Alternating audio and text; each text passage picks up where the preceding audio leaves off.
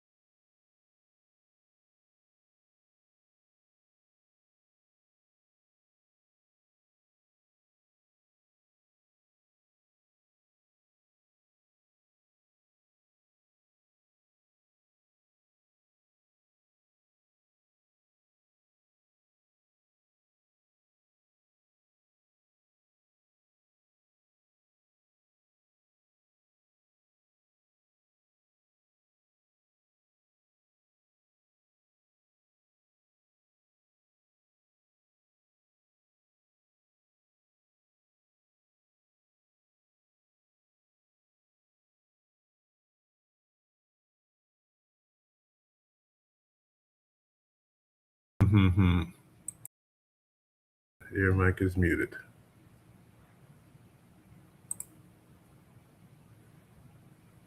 Why can't we keep audio?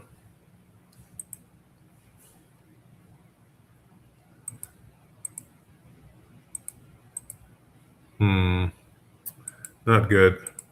What's going on here? Hold, please. So no one in the chat, so maybe I am muted. Let's see something here. If I'm muted, this is going to, it's not, we don't want to be muted. We want the camera here. Hold on. All right, so we got the camera there, so I'm not muted. I hope I'm not muted. Hopefully you can hear me. If you can hear me, cool. If you can't hear me, then I will continue to record this, and then I'll make sure that I blast it out. All right, so let's see what's going on here. So we'll have to edit that part out. All right, so let's go back into the information that we have at hand. All right, so let me move this over here one more time because I need to show one last thing. I'm going to add a scene right quick.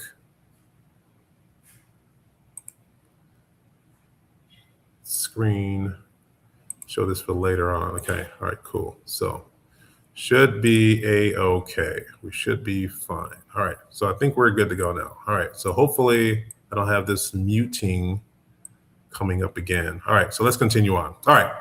So we're talking about gate number 2. Gate number 2, again, personality and intelligence. And we have to have an understanding that, hey, we got to evaluate here. We have to make a decision. So if the mindset portion of it doesn't come to fruition for me, you may be different, then it's a no-go for me. I need to have something. I don't need you to challenge me. I don't need my woman to challenge me. My wife, I don't need her to challenge me, but I do want her to compliment me in terms of understanding the intelligence piece.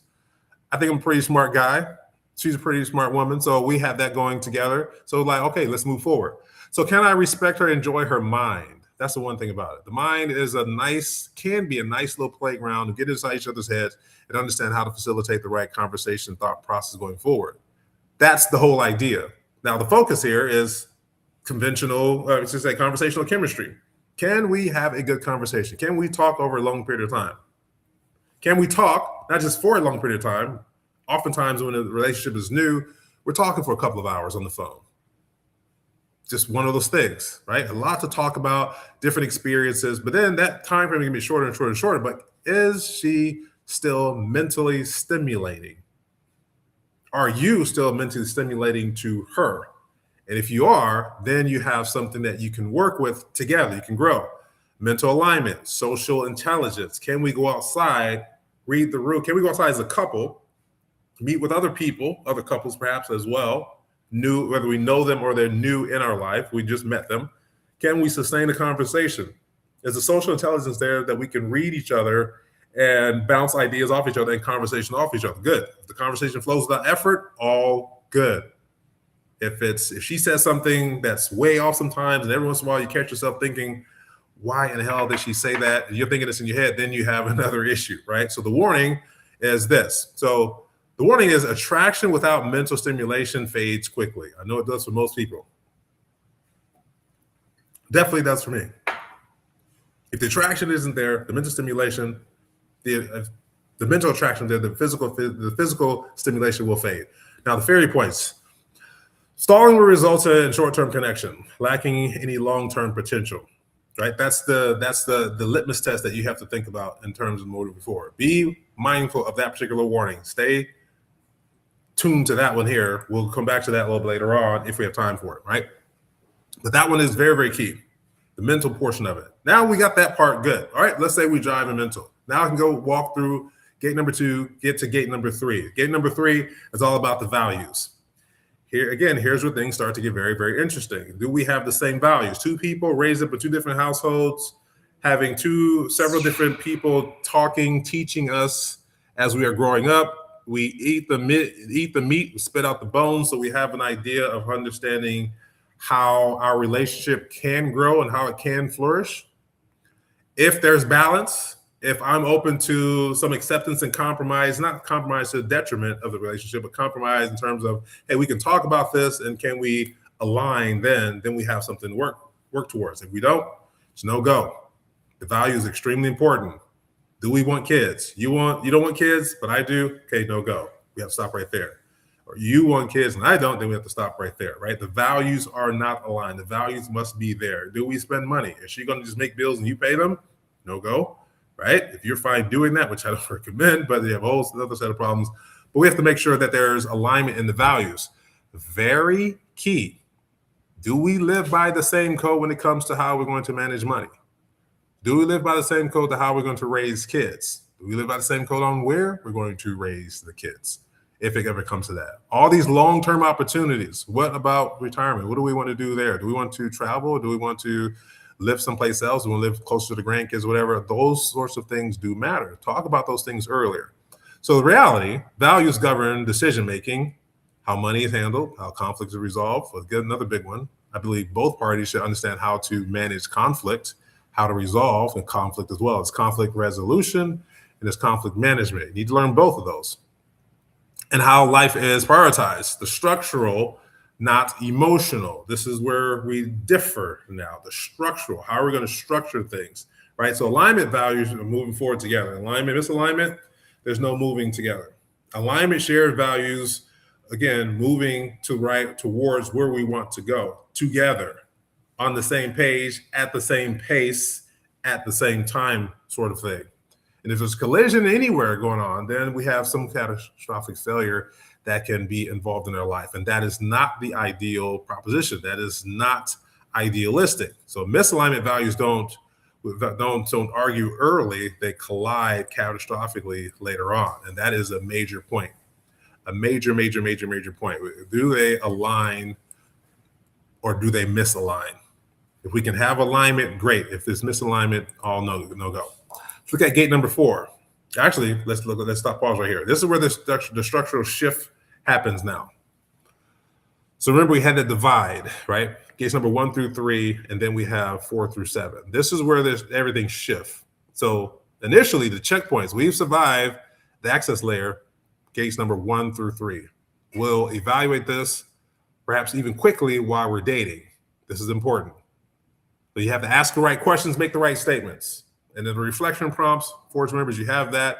Follow that process. You also have the ebook. There's some action items there. Follow this. All you have to do is follow the process and then make the decisions, because you'll know when you see the red flags. Oftentimes, we'll talk about it later on, but oftentimes we start ignoring those red flags.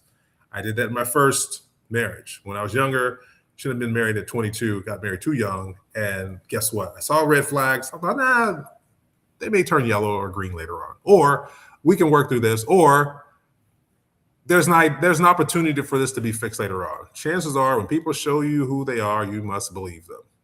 Okay? Always remember that. So this is the first checkpoint. Initial compatibility is or has been established. We're all good. We can move forward. The shift now, no longer evaluating who she is, in theory at least. Now we're evaluating how she operates under pressure, because life does bring you pressure. Life does bring me pressure. Here's the difference between the gentleman and the average guy. The gentleman has put in the work along this journey. So he's fairly balanced by this point. By the time he comes to you, he's going to be pretty balanced. And some of that balance may really bug you if it's not on the same alignment in terms of emotionally. Again, I'll repeat that. Some of his balance, and I witnessed this myself personally, may really bug you, because some of the things that may be a big deal to you might not be a big deal to us, and how we handle it. It might be a big deal, but how we handle it, we might not, most of the time, we're not going to show that strong emotional aspect of things. Sometimes it gets heated there, but most of the time, it's going to be this even keel, and you're going to think he doesn't care, but especially if you have been conditioned in the past that that's how the other person responds, or if you think that's how they show that they love you.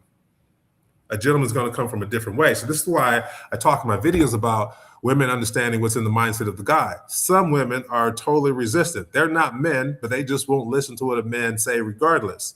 Whether if the man is saying, hey, here's how we are, they just don't listen. And if you ever meet up with a woman like that, just got to let her go. It's no use in arguing back and forth. You can't argue with stupidity. Just being truthful. So if that happens, you have the decision to make. Hopefully you make the right decision, because if that she's showing you that earlier on, it is not going to transpire any differently later on. Having a little whiskey with my presentation here. Nothing wrong with that, right? Sipping. So now we get to number 4. Gate number 4. And gate number 4 is also particular because we have to understand how gate number 4 operates in terms of what we're going to be looking at. And gate number 4, we're looking at the attitude. Here's where most of us guys see the red flag, still push the gas, the throttle to go. And it shouldn't be like that because the attitude is going to be something that it reveals emotional immaturity very quickly. In fact, the video I just posted today earlier, because I didn't post it last night, Friday, like I usually do every Friday, we post a video. The one we just posted this morning talks about that. So the question becomes, how does she show up when life applies pressure? Life is going to bring you pressure. It is going to bring her pressure. And the standard that we want to operate by as gentlemen, which we're looking for, is the emotional regulation, the accountability over the blame, and is she grounded in reality? Or is she grounded in delusion? You should pick up quickly on the delusion piece. If you can't, you got a lot of thought-provoking ideas to come up with in terms of how you recognize that. But you have to, and that will come through her conversation. Holy said it will come through her conversation and the decisions that she makes, whether or not she's grounded in reality or delusion, okay? But life will bring pressure. Now, the reality, anyone can perform when things are easy. We all understand that. The difficulty comes because can she sustain and stay even keel when it gets very difficult? And so this position, her attitude reveals her personal default. Her personal default opportunity, what does she default to when life brings about pressure? And environmental pressure will definitely come. The social pressure will come. The personal pressure will come. And pressure is going to be in every one of these areas. Those same 12 areas are the same 12 areas where pressure is applied in life. Pressure is applied in your communication. Pressure is applied in your relationship. Pressure is applied from a spiritual aspect. Pressure is applied when it comes to money. Pressure is applied when it comes to parenting. All these different areas where you should have competence, right? Pressure is going to be there. But does it mean it's a demise for us and how she handles that? Could be, right? So she has to understand how to handle it effectively. So when we understand how the litmus test is, or whatever litmus test you decide to present, and the book gives you information, the reflection prompt gives you information on, not to test to see, just to vet. It's the difference between testing and vetting. The vetting is understanding you're checking the boxes off to understand how she applies it. Life's going to bring about the test. You don't have to apply the test. But there are some things where you want to apply a little litmus test. We'll talk about those a little bit later on in a different video. And now we get into the point of understanding how she applies the pressure. What's her attitude like? At the end of the day, is she still a sweet lady when things come about? Or does she go nuclear, 0 to 100 real quick, right? And is she loud, boisterous? Is she very sweet and demure when things are good? But then when things get bad, it's a total 180.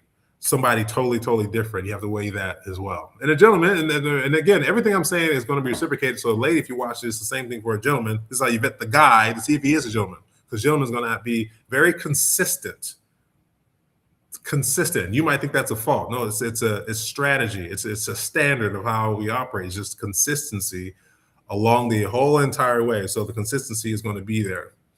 Gate number 5, we start talking about the habits. Every one of us has habits, things that we do that we just do. It's a habit. It's the way that we do this, the way we've culminated the cluster, the neural pathway in our brain becomes a habit, whether it's good or bad. 21 days to form a new habit, 7 days to break a good habit, right? So the standard. Actions must align with stated intent. Key word there, intent. And we talk about integrity in our program. We talk about the difference between understanding how to reprogram your subconscious in our program. And the way you reprogram your subconscious is with intent through the conscious. Understand what you're doing and doing that in order to reprogram. And it takes a repetitious manner in order to reprogram your subconscious. We have a default. These are our habits. This is how we adhere to a certain thing when life comes about and we're doing whatever that may be. So consistency isn't just attractive, it is predictable reliability. That's what the gentleman focuses on: predictable reliability. And sometimes being predictable for some women, that's not a good thing for them because it's so used to such chaos in their life that something that is structured, something that is organized, something that's consistently planned, something that is constant, it goes against the fabric of their conditioning. And so they'll rebel. They'll say statements like, "You always do the same thing," or "You're a creature of habit." Those sorts of statements present an opportunity for her to understand what's going on in his head. This is how a gentleman is. He's just structured. He's going to do things in a regimented fashion. This is why, and I explained it in one video, you can go to a particular location, let's say the gym. Let's do something that's easy. And a gentleman, we operate under looking at someone under over an extended period of time, and frequency matters to us. Let me put it like that. If we frequently see you, we observe from afar. If we like you, there's attraction there, he might not approach you initially on. This is all key. I'm gonna wrap it up and together. I'm gonna tie it together here. So he may see you in terms of frequency, and then he may approach at some point in time, right? Well, it has everything to do with how he is predictable. So if you want to find him and you notice that, and you take down your mental note that I see him at the gym on Mondays, I see him at the gym on Wednesdays, I see him at the gym on Fridays, I see him at the gym on Mondays at 6 a.m.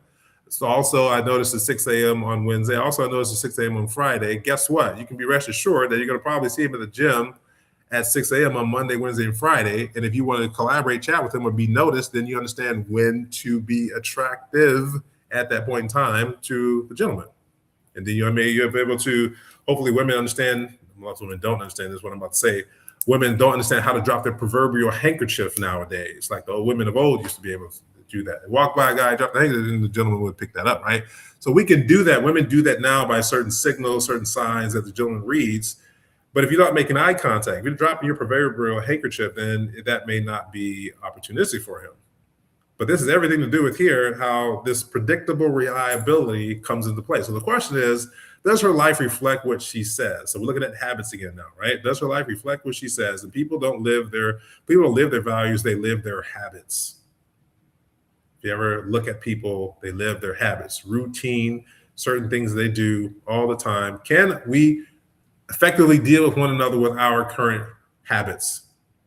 Are we able to reshape and renew, revitalize certain habits? Yes, we can do that.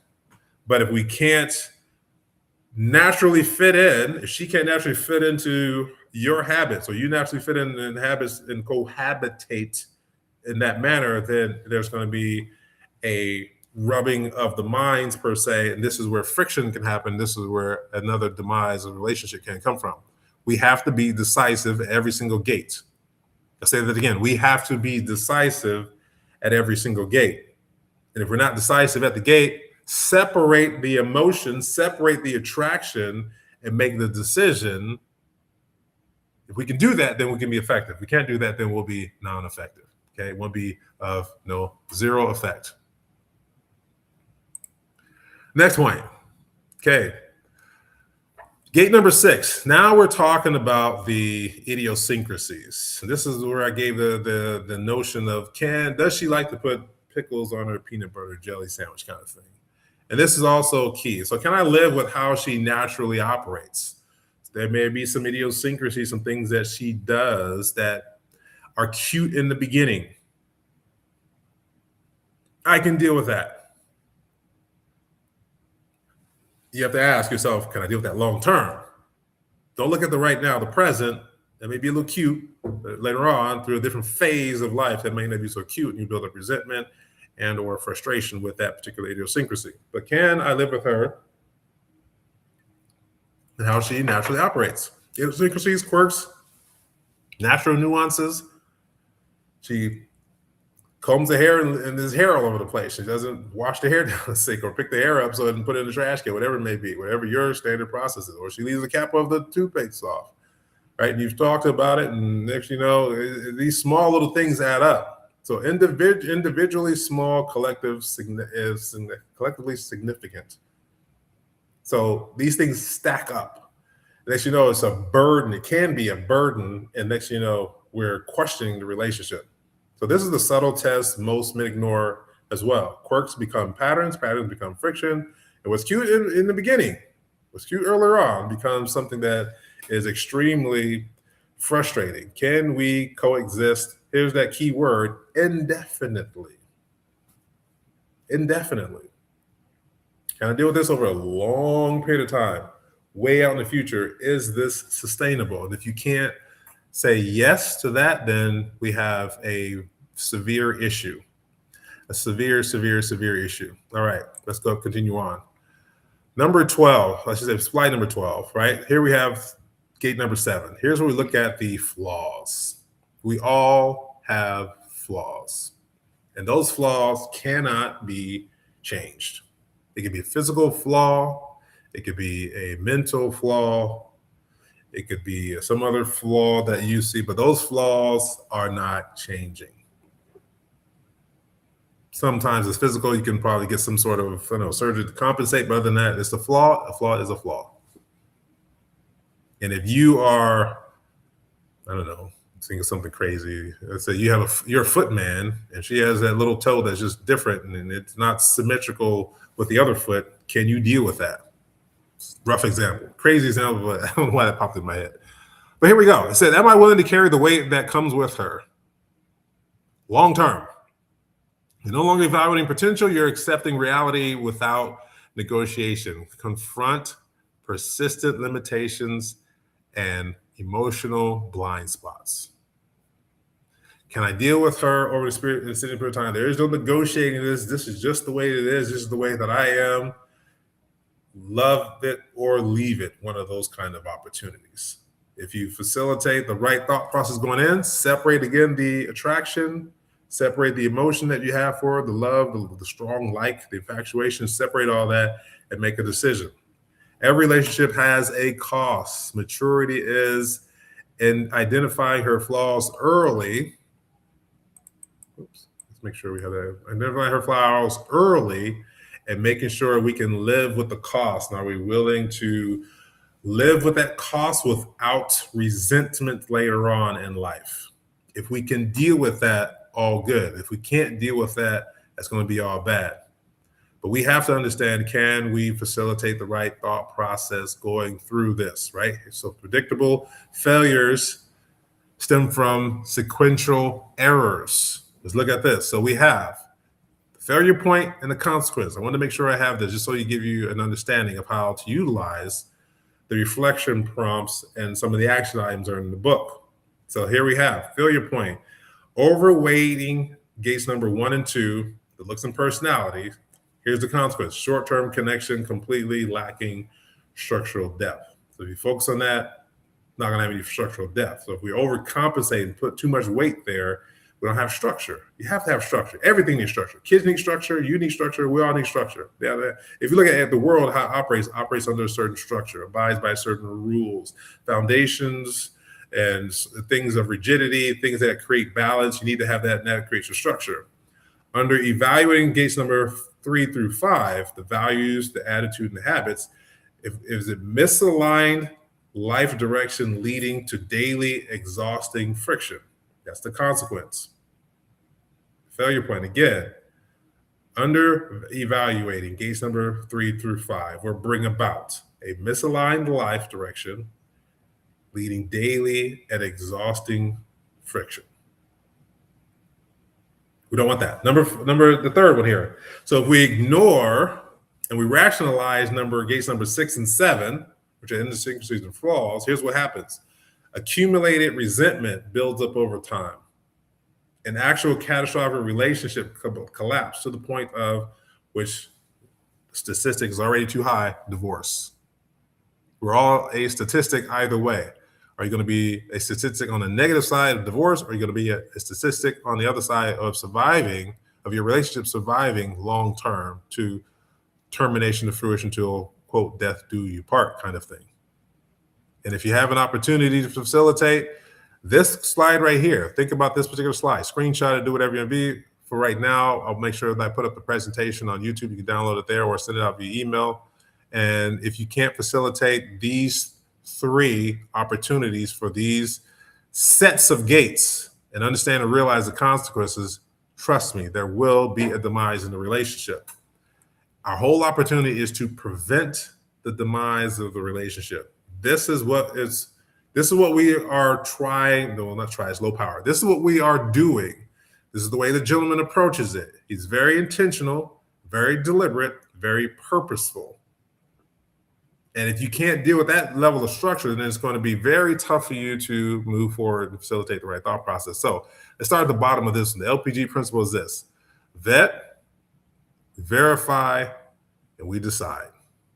That's a simple opportunity. Vet, verify that this is something that yay or no go. Can I deal with this? Verify that this is a pattern. I see a pattern happening over an extended period of time. Okay, I see it. All right, cool. Now, I need to make a decision. Can I deal with this long term? Or is this a no-go right now?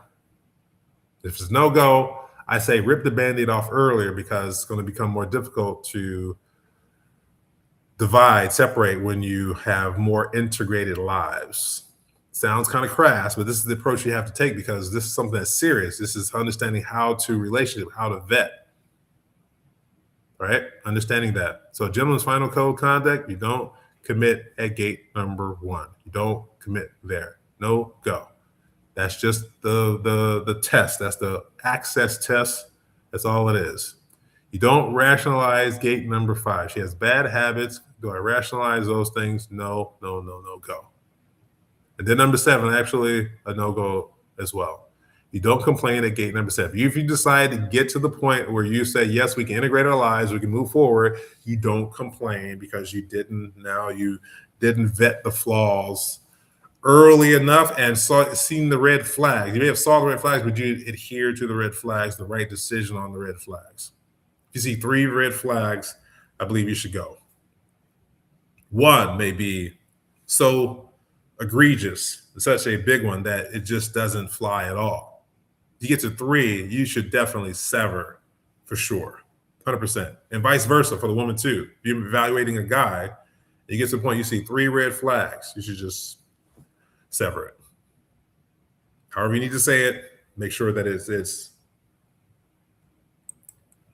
understood that it's not going to facilitate, it's not going to flourish. It can't survive successfully. Let me put it that way. Short term, maybe. Long term, no. It's going to be too frustrating for you. It'll be too frustrating for him. Either way, it needs to be a separation of contact, right? Work on yourselves, each other. One person works on himself, the other person works on herself. Then if you feel compelled to come back again later on, oftentimes it might be a little too late, depends on how you separate. And if you can work up the gumption to have initial contact again, you may be able to survive and be able to move forward. So a man without vetting system is reactive. Here's the thing about it. This is why we engineer the outcome. You can engineer the outcome of a certain thing by having a certain process. This is why we go into organizations, we talk about processes, SOPs. How do we establish certain processes and put those processes, because the process will guarantee an outcome, a certain outcome. There may be points we have to rework in there in each step of the process, but this process is the process. We want a certain outcome. What is the outcome we want for a relationship? Success. What is the outcome we want for our relationship? Long term. What is the outcome we want for the relationship? Marriage. What do you want the outcome for the relationship? Kids. What do you want for the outcome of our relationship? Till death do us part kind of thing, right? If you're there, it can work, but you have to have a process. You have to follow the process. So a man with standards, but no structure, is inconsistent. And I guarantee you, that will not be a gentleman. A man with standards, but no structure, he's going to have standards and structure, both. And then you'll see that in operation, in representation of his car, how he keeps his car clean. Things in his house are going to be organized. He'll get up and most likely he'll make his bed. He'll do all these small little things in a very structured way, and it'll be consistent. He'll go work out. He'll do this. He'll do that. And that's on the regimented fun side as well. He may have a cigar every night. He may have a drink every night. I have a cigar just about every night. The wife and I, we both have a cigar. We sit out there and smoke. We chit chat and talk. So we have an opportunity to facilitate some sort of standard, and it's going to be consistent. Right now, If you make it through all 7 gates, it isn't luck. Attraction exists, compatibility is validated, friction is understood, imperfection is accepted. Love is reframed from a fleeting feeling into a decision informed by evidence. You've asked the right question, you've made the right statements, and there's evidence of a supported opportunity for longevity. He engineered it. We don't chase outcomes. We chase the facilitating of engineering a specific outcome, not just a very intentional outcome, as I have up here at the top. Let me put it that way. We're not just chasing some sort of frivolous outcome that we're not versed on what the outcome we want the outcome to be. Very, very structured. Again, massive, massive, massive difference. It's an important slide here. So here's what I want you to do. For those of you who are not in the Forge, 2 opportunities for you. You can go buy the books, $47. You can join the Forge, $30 a month, get the book and other information as well. Get all the other stuff that's coming out as well. Even get some of the past stuff. As we hit the vaults, you'll be able to look at information from the past master classes, past books. Every one of these, every 12, there's gonna be 12 different books. We have 12 different guides, gentleman guides. For each one of those 12 areas of life, or 12 areas of confidence, 12 areas of competence, it was going to be a handbook that goes along with it, or we call it gentleman guide. So you can join that. That was not for ladies. We don't have the ladies program yet. That's been in the talks. The wife's like, oh, you should have a ladies program now. Yeah, we'll see. We'll see. But this, if the program does come about, it would be about ladies. Here's how to get a gentleman kind of thing. Here's what to look for. So, but if you're going to come in and you're resistant, that's a no-go already. You can just have the information, but you probably won't gain anything from it. So this is mainly for men, but we will have a program. Now, here's something about this book here. Ladies, you can take this book and, I'm going to say reverse engineer it, but utilize the same concepts and techniques in order to vet a guy to see if he is a gentleman. That's the appropriate use of this book. So you can have that if you want that in terms of, and here's where you go to get it. If you go to leagueofprestigegentlemen.com/7gates, leagueofprestigegentlemen.com. This is our website that has the information on it, and you can just scroll down and you can buy the book. Again, it's $47, or even better yet, and get more information, join the Forge, $30 a month. We're going to get a lot more people in that program. I don't believe you. I'm not going to talk about the one-on-one program. You can read about it if you want to. I'm not going to talk about the gentleman program, the group coaching program. Read about it if you want to. It's right here under the program section. But you're going to get a lot of value already. I would suggest start small. Start where at the $30 month. Some people come right into the one-on-one program because they want the fast track. If you're not understanding where you are just yet, join the Forge. You can meet other guys there. We have conversations. Join the Fire Private Facebook group as well. That's also free. But other than that, this is the deal, folks. This is how you vet. This is the real deal in terms of understanding how to facilitate the proper conversation going forward. This is where rubber meets the road. Again, you have to have a process on how to relationship. If you don't have that process, how to relationship, then we're doing a disservice. All right, folks, this is Granish and Shines signing out. I'll be posting new videos. I'll be back in Arizona. I'm here at my Florida house right now. Back in Arizona come Tuesday. But I'll be posting other information and all that good stuff. So those of you who sent me DMs, I will get to you. I will answer those DMs after this. I'll send you a message back. And yes, you can join the Forge. Also from the website, click on membership. Forgot to say that. You can join the Forge by clicking on membership, and then you'll see the program, what it entails, $30 a month there. Very much so worth it. I definitely start there. If you haven't been investing in yourself, start investing in yourself. Start small. I don't want you to join the bigger program yet, because I want to also see, and by the way, I'll also give you this. For those of you who join the Forge, I will also give you a free session. If you click on book a call, I'll give you a free 45-minute session. We'll have a chat. We'll just chat, talk. You can see, I can see where you are. You can see where you are. I can ask some questions to you, and then we can have a conversation going back and forth. You can ask me anything you want. Feel free to do that. Ladies, you as well, ask me anything you want in terms of ladies who also have sons as well. You may want to put them in the program. He'll get information, but we make sure that we facilitate the right thought process going forward. That's what it's all about. If we can't do that, it's no good. I know my purpose on earth, and my purpose is to share this information with gentlemen understanding that masculine is under attack. And you know what? We're not having that anymore. So we're going against that. The ladies, you can join us too. If you have a son, most likely he's going to be out in the real world, and you'll have to be able to deal with said opportunities, especially when it comes to relationships. All right, folks. Thank you very much for attending. Grandison Shine signing out. I'll see you all later on.